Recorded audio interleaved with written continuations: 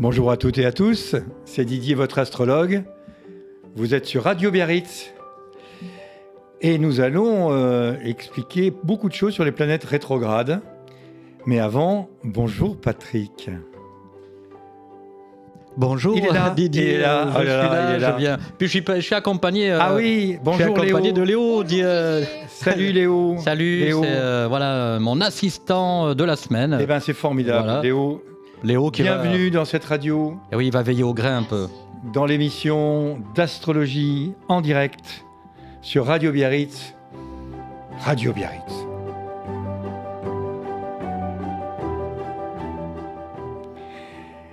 Mes chers amis, aujourd'hui, nous allons directement aller dans le sujet qui nous occupe, qui est la rétrogradation des planètes. Qu'est-ce que c'est que ce truc-là ? Alors, dans un thème natal, nous naissons à une heure, un jour, un lieu exact. Et le jour, l'heure et le lieu exact où nous naissons, les planètes se sont analysées avec leur symbolique depuis 5000 ans. Et ces symboliques sont très précises et sont le résultat d'une observation de génération en génération d'astronomes, c'est-à-dire qui étudient la position objective mathématique de 15 planètes dans le ciel et qui ont, au fur et à mesure du temps, en constatant que les gens qui sont nés le même jour, à la même heure et au même endroit fonctionnent de façon identique, ils ont pu attribuer, en regardant le ciel et le fonctionnement de chacun, ils ont pu attribuer une symbolique à chacune de ces planètes qui sont analysées. On a commencé en moins 3300 avant Jésus-Christ. Ça fait longtemps, hein, Patrick. Ça fait quand même un petit bout de temps. Oui. T'es pas né, je crois. Non, pas encore. Alors peut-être qu'en en termes astrologiques, est-ce qu'on est avant notre naissance ? Ah, écoute, on en parlera une autre fois. Tu veux bien ? Il a le don de me mettre des petites peaux de banane, là, juste au moment du début de l'émission. Oui, est-ce que notre existence est prévue ? Oui, bien sûr. Bon, alors écoutez, on va laisser ces sujets philosophiques à notre ami et on en parlera une autre fois, si tu veux. Hein ? Oui, avec plaisir. On fera une émission spéciale. Si tu veux une émission spéciale. Existions-nous avant de naître. Bon, on va aborder le sujet. Voilà, ça y est, c'est bien. Heureusement que je ne perds pas le fil parce que c'est pas facile avec cet homme-là. Donc, on va y aller. Alors, qu'est-ce que c'est que la rétrogradation des planètes ? En astronomie, la rétrogradation des planètes n'existe pas. Pourquoi ? Parce que une planète qui rétrograde, c'est une planète qui recule. Or, en astronomie, du point de vue des mathématiques, une planète ne recule jamais, elle avance. Mais la rétrogradation des planètes en astrologie, ce n'est pas un mouvement réel, c'est un mouvement apparent. Et je vais vous donner un exemple pour que vous compreniez. Donc, en astronomie, le phénomène de rétrogradation désigne le moment où une planète semble reculer dans le ciel par rapport à d'autres étoiles qui sont fixes. Elle semble reculer dans le ciel. En astrologie, ce ressenti est analysé depuis 5000 ans et il a une forte symbolique astrologique. Alors, pour que vous compreniez mieux, on va s'imaginer dans un train qui double de façon plus rapide un autre train dans le même sens. On est sur une voie, et sur une voie, on regarde par la fenêtre, et on va doubler un train qui va dans le même sens. Nous, de la façon la plus rapide, puisqu'on est dans le plus rapide, l'autre train qu'on va doubler semble reculer. Tu comprends, Patrick ? Si tu comprends pas, tu demandes à Léo à côté de toi. Lui, il va peut-être comprendre. même si ce train avance, vu du train le plus rapide, le train qu'on va doubler semble reculer. Donc, c'est une impression. Pourtant, les deux trains avancent. Voilà, il fait une drôle de tête, le type. Donc, le mouvement est observé donc dans la sphère des étoiles fixes. Et ce mouvement rétrograde a été observé par les astronomes dès l'ancien temps, dès les temps anciens. Et ce mouvement rétrograde a un impact et très riche en symbolisme, alors qu'en astronomie, aucune planète ne recule réellement.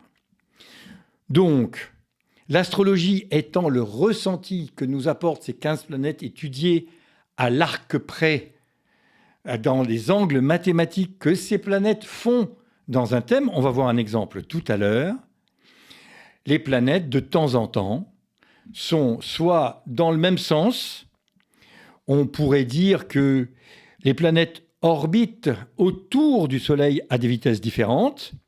Si la Terre dépasse une planète dans sa course, eh bien, cette dernière, la dépassée, semble reculer temporairement dans le ciel.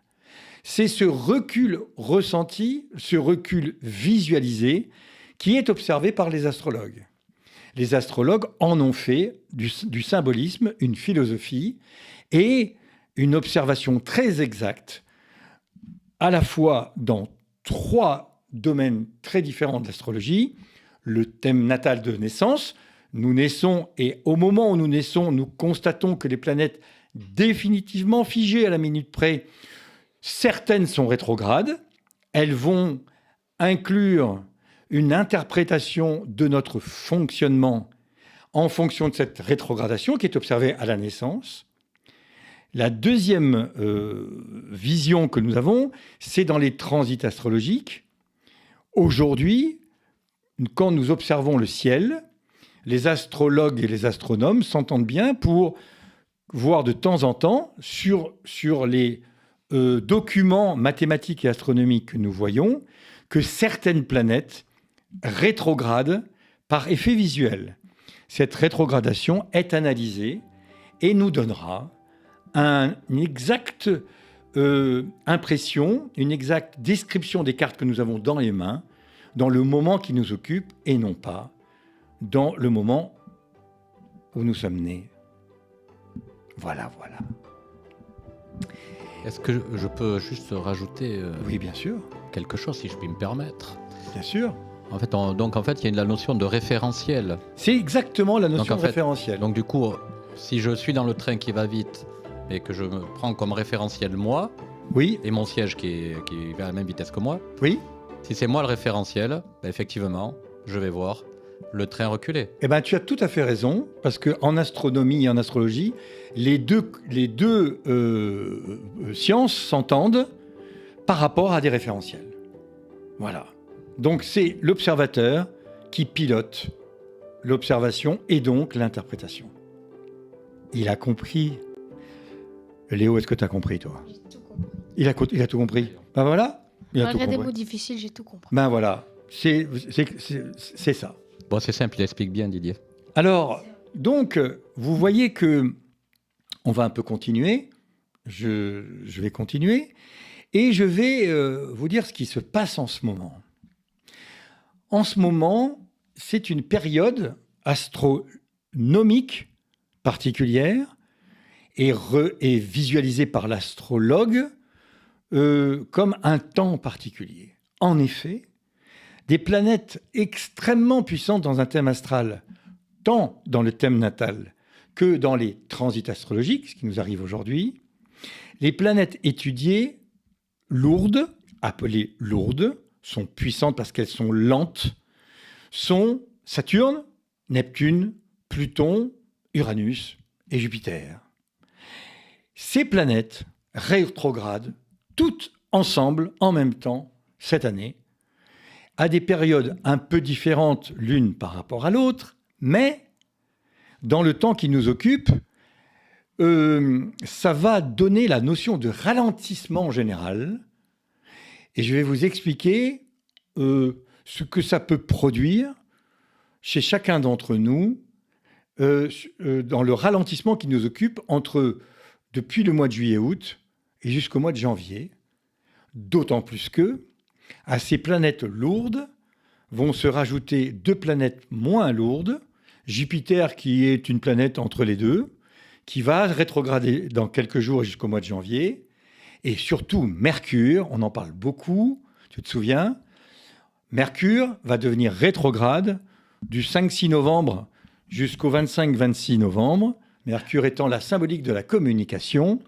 Et non seulement c'est lent, mais en plus, dans cette lenteur, nous allons avoir du mal à communiquer ou à être compris ou entendu. Donc, je vous prépare à un temps un peu figé, à des discussions sans fin. Et regardons ce qui se passe aujourd'hui en France, dans notre chère Assemblée nationale. Nous allons aborder le sujet du budget pour l'année 2026. Tu peux juste nous rappeler ce que c'est ? Le budget de 2026 ? L'Assemblée nationale ? Ah non, oui. En fait, il y a 579 députés on a un peu oublié. qui vont exprimer leur point de vue. Et on va, en tout cas c'est le vœu du fameux Premier ministre nouveau, essayer de donner un peu plus de temps et surtout de la faculté de décider de la part de députés qui, jusqu'à présent, décidaient moyennement. Voilà. Donc, on leur donne le temps, à partir d'aujourd'hui, jusqu'au 31 décembre, le temps de discuter pour décider d'un budget 2026. Ce temps est long, il est lent, il est figé, il va aboutir à des communications erratiques ou disruptives. Il va provoquer des discussions sans fin. Mais ça tombe bien, la loi donne du temps à ceux qui vont nous la sortir à la fin du mois de décembre. Donc cette lenteur... Tu veux bien préciser ? Oui. Puisque le budget doit être sorti avant le 31 décembre 2025, et que le 31 décembre 2025, toutes les planètes qui rétrogradent en ce moment seront revenues ou reviendront direct. Bon. Et donc, la communication sera normalement plus fluide. Je dis bien normalement, parce que, ça va être un peu compliqué. Je vous prépare donc à ce temps long et à ce temps lent. Voilà. On va parler maintenant, de façon successive et succincte, de chacune de ces planètes, de leur symbolique et des effets du transit, de la rétrogradation sur chacune de ces planètes. Et on va commencer par Saturne. Voilà.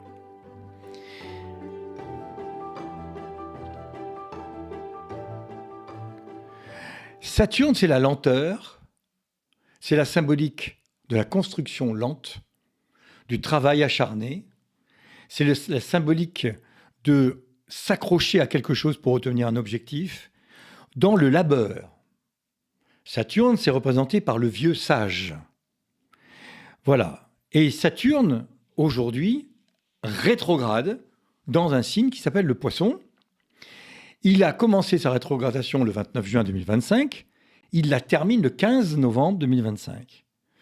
Donc, le Poisson étant déjà un signe introspectif, Saturne va augmenter l'introspection de chacun.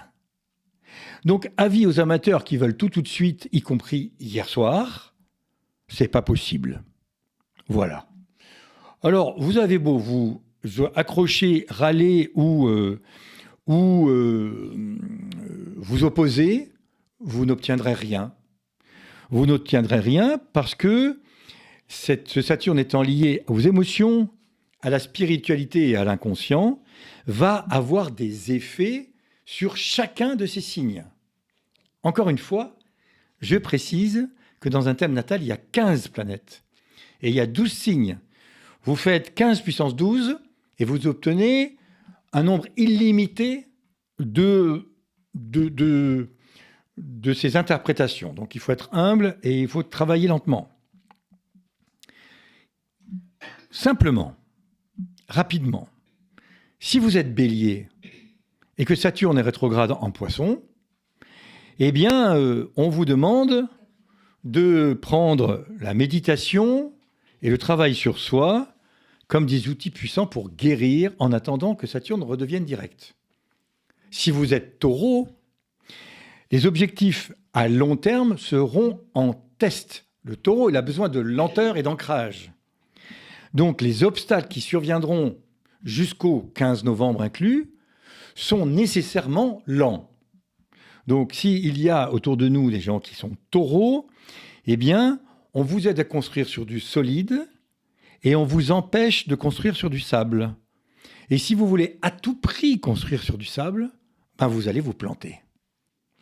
Si vous êtes Gémeaux, on vous demande, le Gémeaux étant créatif mais un peu bifide, un peu janusien, on vous demande d'agir pour aller à la réussite avec intégrité. Donc, agir en regard et en cohérence. On a discuté, Léo, de la cohérence. En cohérence avec ses valeurs profondes. Le signe suivant, eh bien, le signe gouverné par la Lune, vous indique un réalisme sain. Et bien sûr, ce signe, il précède le Lion. Et le Lion veut régner. Et que donc, c'est très inconfortable pour quelqu'un qui veut absolument régner sur la transformation des autres. La Vierge, si Saturne est en Poisson, le Poisson et la Vierge, ça parle plutôt bien.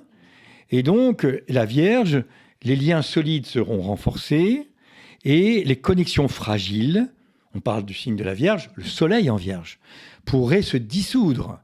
Donc, tous les liens qui n'ont pas de réalité, toutes les vierges, par exemple, qui se sont senties trahies ou blessées depuis le mois de juin et jusqu'au mois de novembre, eh bien, on demande d'abandonner les liens fragiles ou qui ne correspondent plus à rien. Balance, on vous demande de structurer votre stabilité. La Balance hésitant un peu, on vous demande d'attendre quelques semaines avant de décider. Le Scorpion, par exemple, on va vous demander, parce que Saturne est en Poisson, et le Poisson et le Scorpion, ça s'entend, eh bien, on vous demandera de concrétiser vos élans artistiques ou affectifs avec maturité. On vous demande donc de réfléchir et de ne pas à tout prix prendre la main ou écraser les autres, comme de temps en temps le Scorpion pourrait faire. Le Sagittaire a des remises en question familiales ou liées au foyer. C'est pas grave, il faut attendre un peu jusqu'à fin novembre.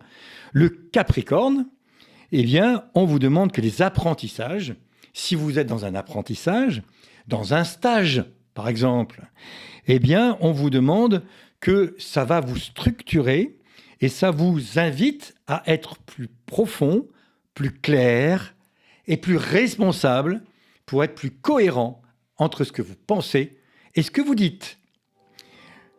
J'ai fini. Là, ça méritait tellement une petite musique, c'était tellement beau ce que tu as dit. Et bon, on ne sait pas à qui ça s'adresse, mais voilà.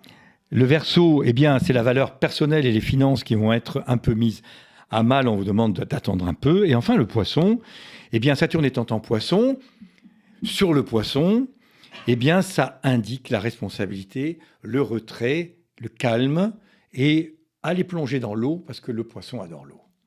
Voilà pour Saturne. Voilà.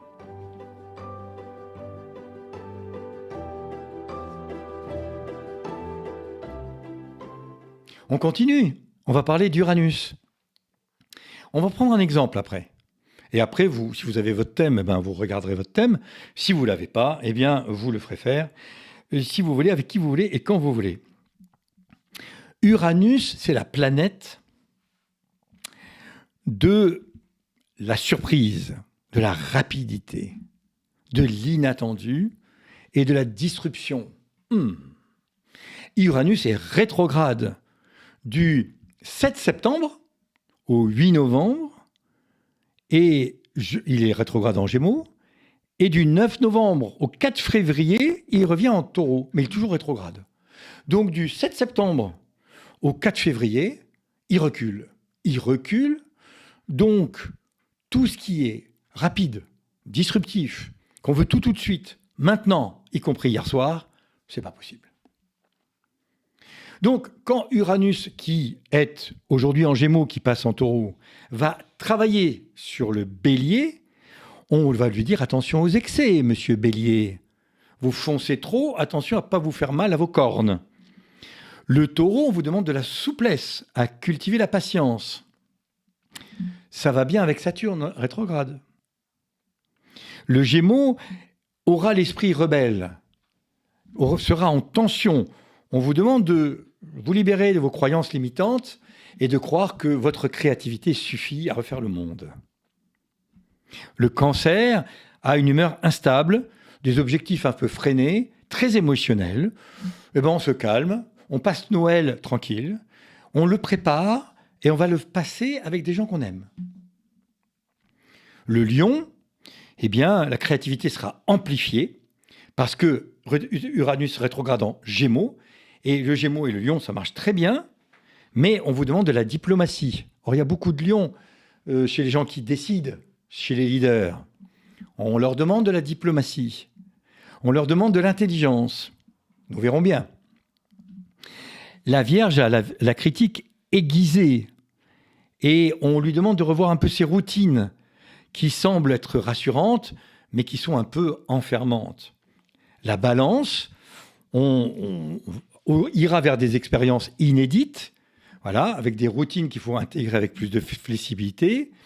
Le Scorpion aura des impulsions fortes, des changements qui pensent qu'ils sont salutaires. On lui demande juste au Scorpion de se réinventer et de se calmer 5 minutes. Le Sagittaire a l'autonomie plus accrue. Et comme le Sagittaire est en mouvement, Uranus en Gémeaux qui est en mouvement va accélérer le mouvement. Le Capricorne demande l'ouverture nécessaire. Le Capricorne nous confronte à nos limites. On aimerait apprendre plus, on aimerait aller plus vite. Eh ben non, on ne va pas plus vite. On est tranquille. Le Verseau a de l'ingéniosité, qui sera solidaire, c'est une bonne nouvelle. Et le Poisson aura des projets à lancer, mais le lancement sera long. Voilà pour Uranus.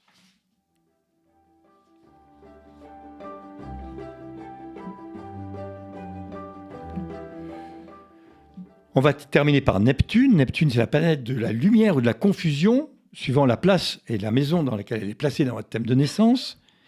Et donc, les effets généraux, c'est... ça va de l'introspection à la spiritualité, à la lucidité. Ça dépend comment il est. Un Bélier va rapidement. Neptune va très lentement. Or, Neptune rétrograde jusqu'en octobre. Donc, Neptune va s'arrêter de rétrograder bientôt. Presque en même temps que Saturne.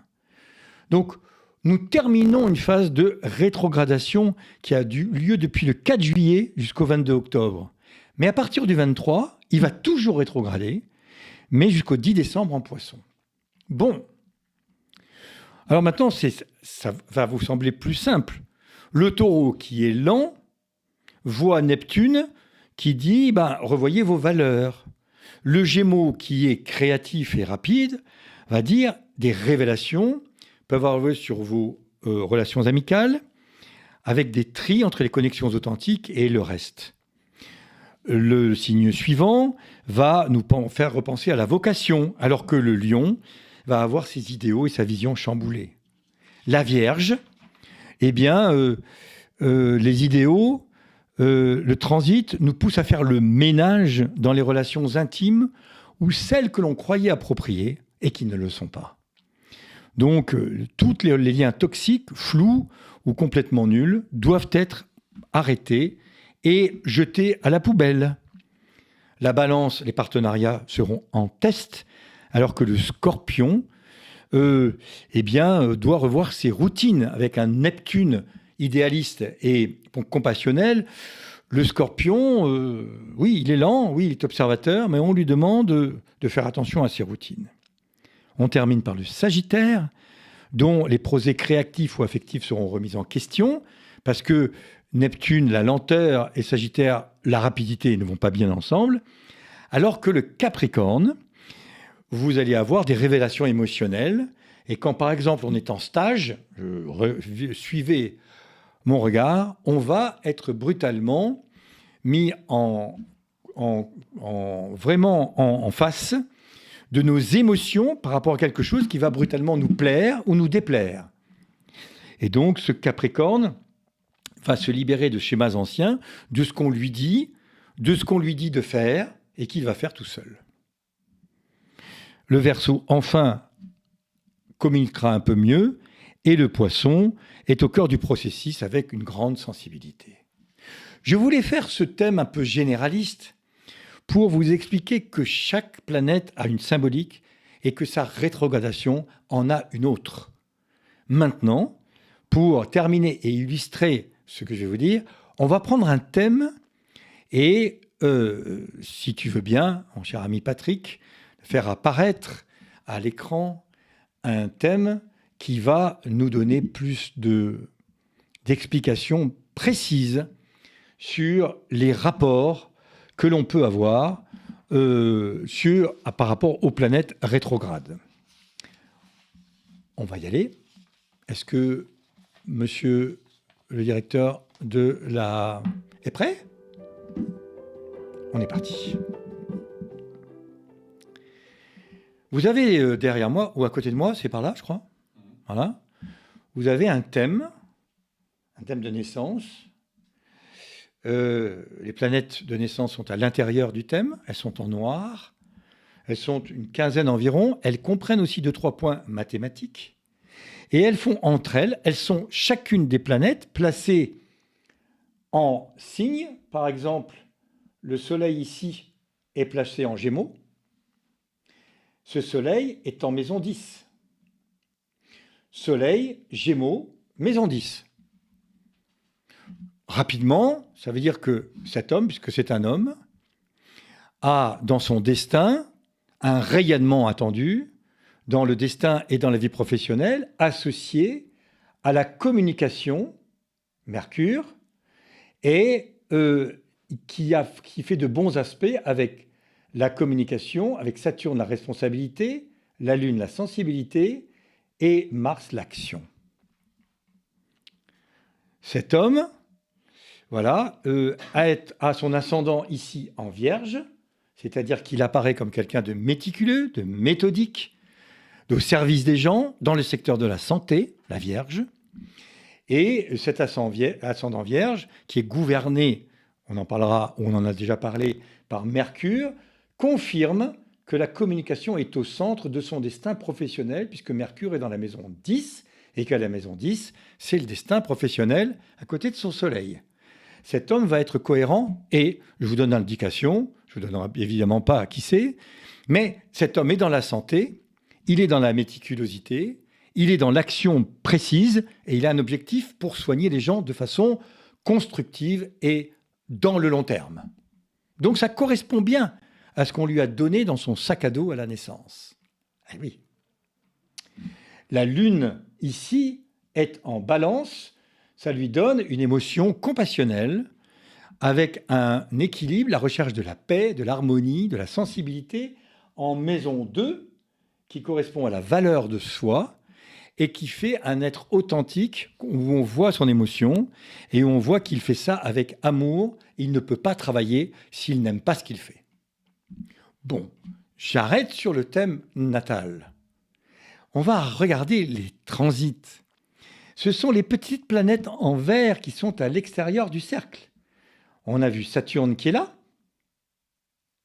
Neptune qui est à côté de lui, Uranus, on vient d'en dire un mot, d'accord ? Mais il y a aussi Pluton, il y a aussi d'autres planètes. Les planètes dont on vient d'expliquer le rôle, le fonctionnement et le ralentissement par les transits et par la rétrogradation, chez cet homme, il a Saturne, transite en Poisson, regardez mon petit point rouge, dans la maison 8, puisque Saturne rentre, le fléchage est vers là, puisque les planètes rétrogrades montent dans le ciel, eh bien, Saturne, ici, rentre dans la maison 8 et il est en Poisson. Neptune, rétrograde, il y a un petit R Alors peut-être que vous ne le voyez pas parce qu'il est très petit, mais il montre que la Neptune rétrograde. Neptune est en bélier, mais en maison 8. Et Neptune est rétrograde. Uranus est en maison 10, en Gémeaux, rétrograde. Eh bien, tout ce que je viens de vous dire correspond à la généralité que je vous ai expliquée tout à l'heure, mais là, on va être beaucoup plus précis. Et je ne vais pas aller dans la précision. Je vais juste j'aimerais que vous ayez toute votre attention dans la précision de l'astrologie transitée.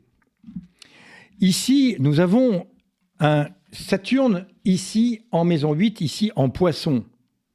Ça veut dire que comme Saturne est rétrograde, chez cet homme, comme c'est en maison 8, eh bien, on lui met l'accent sur les responsabilités, les limites, la structure. Dans quoi ?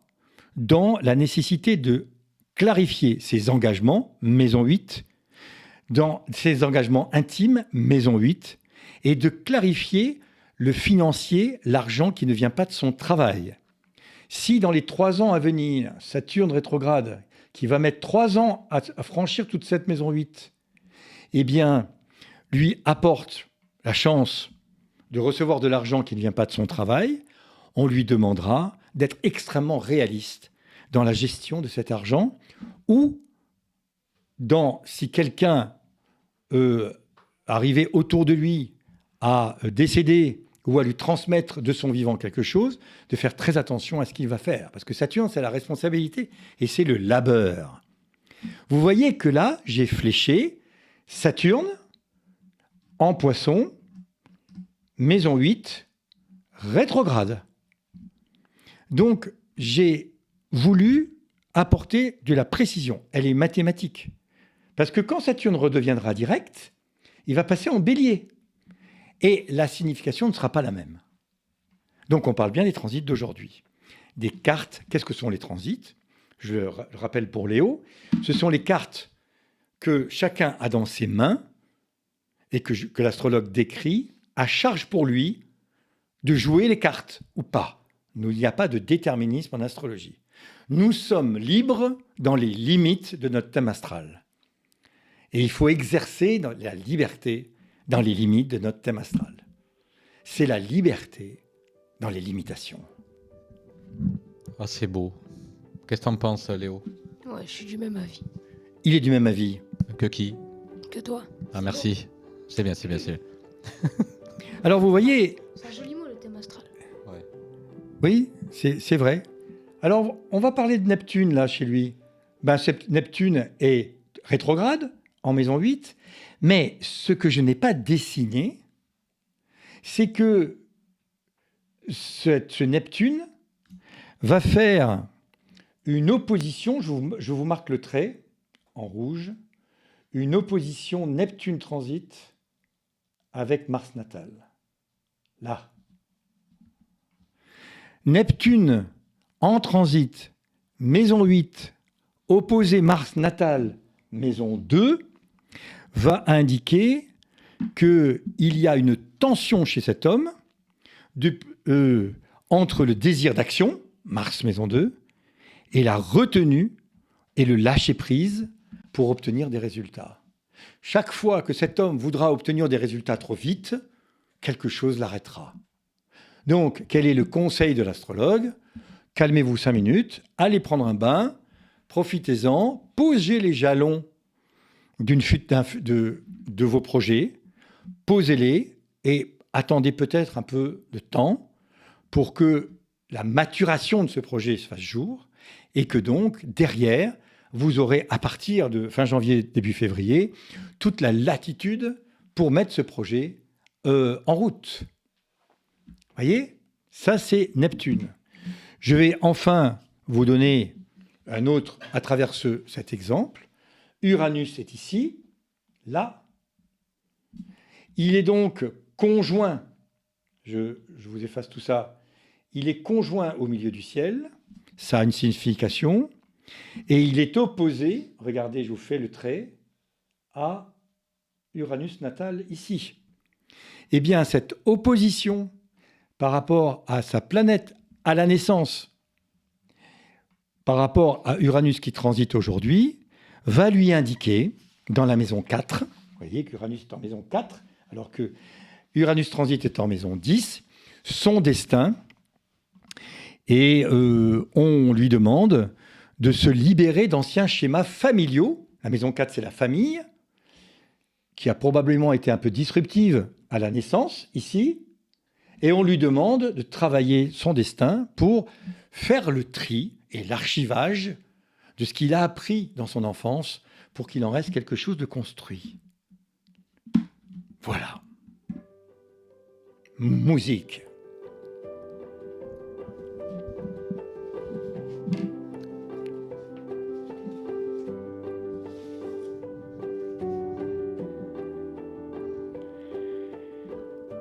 Qu'est-ce que tu en penses, Patrick?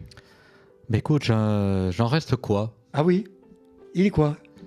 Et toi, Léo? Je sais pas, j'ai pas les mots. Il n'a pas les mots. Très technique quand même comme... C'est très technique. C'est intéressant d'avoir ton point de vue. Oui, alors c'est la est-ce que première fois. tu as compris quelque chose ou pas du tout? Oui, j'ai compris la première partie, mais les maisons et tout ça, c'est très compliqué. Oui, c'est très compliqué, parce qu'il faut avoir la base astrologique. Mais néanmoins, tu vois, la façon...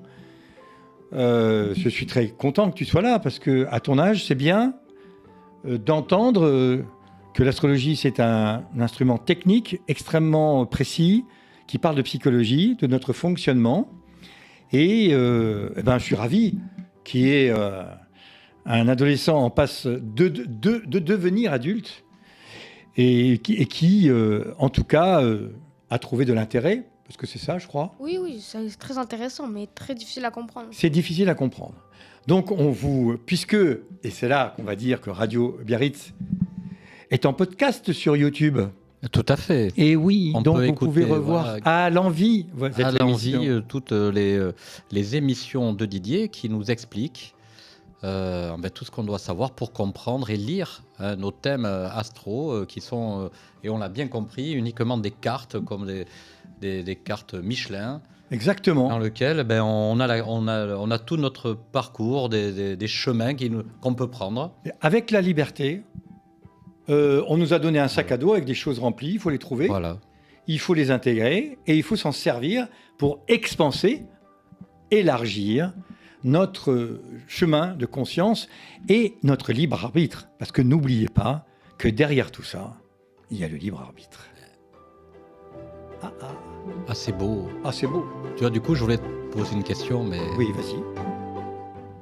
est-ce que ne penses-tu pas qu'il faudrait mettre notre thème astral dans les sacs de survie? En tout cas, il faudrait analyser ce thème astral lorsque nous décidons quelque chose de cohérent et de durable, parce que il faut bien juste être conscient de nos moyens et de nos limites. Le sac de survie, c'est que quand l'événement est arrivé ou quand il est là pour arriver dans le mauvais sens du terme. Survie. Oui. Mais il y a aussi les jolis moments qui peuvent se présenter à nous, mais qu'il faut utiliser. Donc il faut travailler la cohérence. Ce que je suis, je le dis, et je n'ai pas peur que l'autre ne soit pas d'accord avec ce que je dis. Plus je le dirai avec authenticité dans le moment présent, plus je serai heureux. Voilà.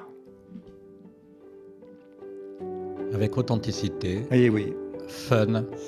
C'est ça le logo de Radio Biarritz. C'est Le ça. fun, l'authenticité, les vagues et la liberté surtout. Ah, liberté. La liberté à travers la musique, le juk basque qui est tellement important maintenant. Mais ça, je ne vous fais pas de la réclame parce que vous le savez déjà que Radio Biarritz va devenir la radio mondiale de la musique basque. Alors, basque. Local, mais à l'international, là, bien. Loco basque. Au loco basque. Merci, Didier. À bientôt. C'était une page de réclame. Et c'était la plage de réclame. En tout cas, je vous remercie. Au mois prochain, il y aura une émission. Le mois prochain, on vous préviendra. Et en attendant, je vous souhaite tout le bonheur du monde. À très bientôt.